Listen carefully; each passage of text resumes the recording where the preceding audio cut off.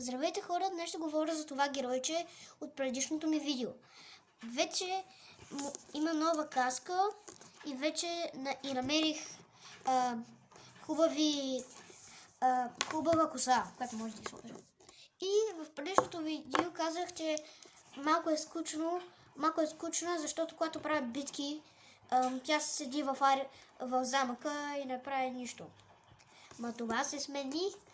Това се промени, защото когато носи тази шапка, това е шапката на битката вече.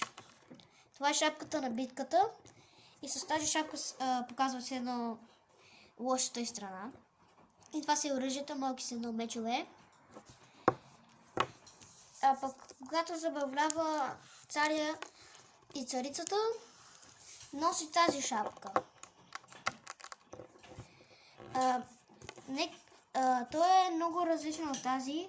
Първото нещо е, че тези са надолу. Второто нещо е, че имат малко различни цветове. Тази е червено и черна, а тази е синьо и червена. Синьо-червена.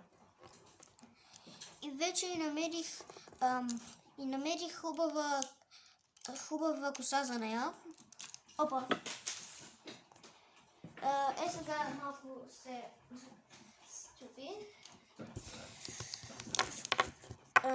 Сега ще го покажа. Извинете.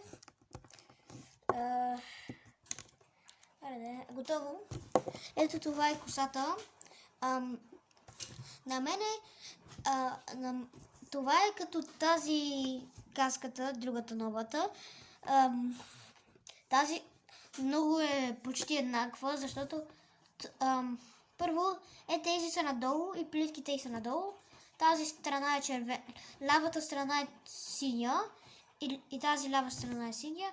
Тази дясна страна е червена и тази дясна страна е червена. Това е всичко за новия герой. Знам, че в предишното видео казах, че следващото видео ще бъде за дракона. Обаче нещо стана и мама и тата ми казаха да правя по-кратки видеа. И няма да правя скоро видеото за лошите и за дракона. Обаче следващото видео може би ще покажа стоп мошена. Аз мислех, че вече ми е в канала стоп мошена, защото аз го направих преди първото ми видео. Ама просто съм го качил. И следващото видео може би ще бъде това. И да, довиждане. Чао, чао.